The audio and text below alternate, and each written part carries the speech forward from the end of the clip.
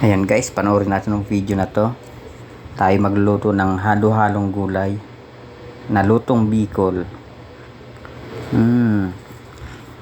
Ikaw kung taga Bicol ka, alam na alam mong luto na to.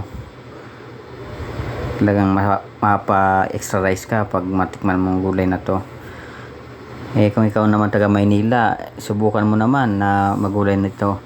Kung paano maranasan ng luto ng Bicol or luto ng probinsya.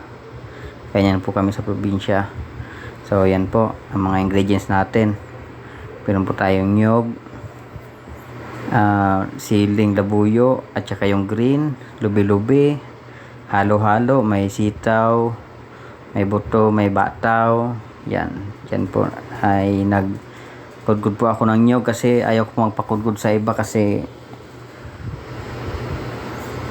magbabayad ka pa, alam mo naman na meron naman kudkuran. Kaya sanay ka sa probinsya, dapat marunong ka nito. Yan, busy ang aking asawa. Tinamihan ko na nga yung pagkukudkud ko ng nyug para mas madami yung gata. Kasi mas maraming gata, mas masarap. Yan nga, pipigayin na nga natin dahil kukunin natin yung gata ng nyug. Yan, talagang purong-puro yan. Syempre nagugas tayo dyan, di pwedeng di magugas pag napipiga ng ganito. Ganyan po kami sa probinsya, kaya sanay na sanay ako sa mga trabaho ganito. So yan na nga, dinagay ko na nga yung mga gulay, tsaka may sahog na din yan, tinapa. Sarap. Yan na siya. Akala mo sobrang dami ng gulayin, konti lang pala. Ang sarap, may sili pa yan. Wow.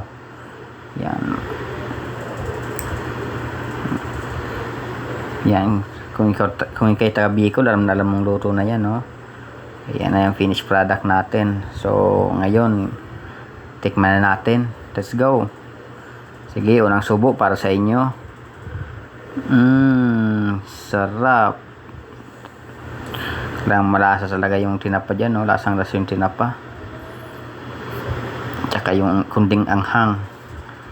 Ako naman guys, pag nagsisili ako, kunding anghang lang. Ayaw ko ng sobrang anghang kasi yun nga sinasabi nila, parang ayaw ipakain pag sobrang anghang. Sarap talaga, oh.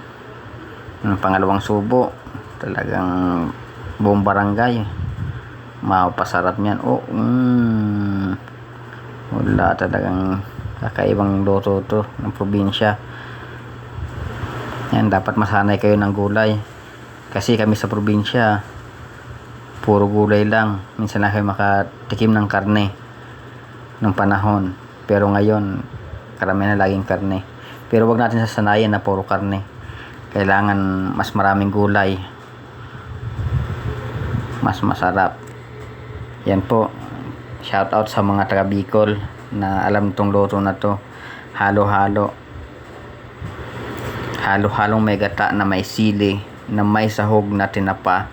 Yum. Sarap talaga. Talagang mapapa-extra rice ka talaga sa ganitong luto. May soft drinks pa yan. Di ba? Talaga naman, hindi ka talaga papayat sa ganitong luto. At hindi ka manananawa sa ganitong luto. Sa totoo lang, mas gusto kang gulay kaysa karne kasi sa karne may makukuha ang sustansya pero mas maraming sustansya ang gulay. Sobrang sarap talaga. Ayos na ayos. Subukan nyo na to.